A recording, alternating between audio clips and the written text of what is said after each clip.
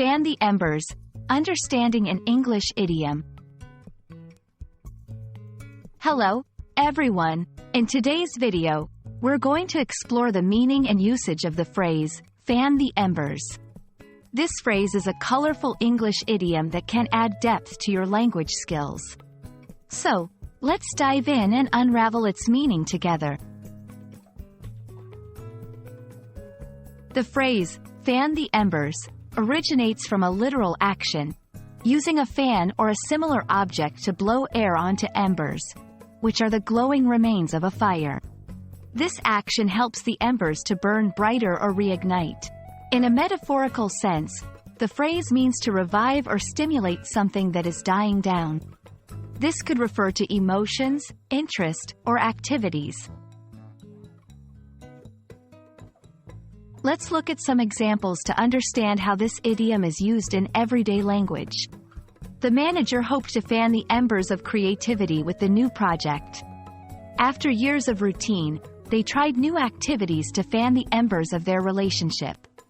These examples show that fan the embers is used to describe efforts to rekindle or intensify something that has diminished. It's important to know when to use this phrase. It fits well in conversational English and informal writing, especially when discussing efforts to revive interest or passion. However, it might be too metaphorical for very formal or technical contexts. Be cautious not to confuse this idiom with similar phrases like stoking the fire. While they have related imagery, their implications can be slightly different. Also, ensure your audience understands metaphorical language to avoid misinterpretations.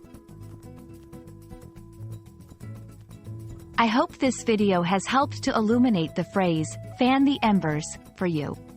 Remember, idioms like this can add color and depth to your English. Keep practicing. And don't hesitate to use this phrase when you want to describe reigniting a dwindling passion or interest. Happy learning, and see you in the next video.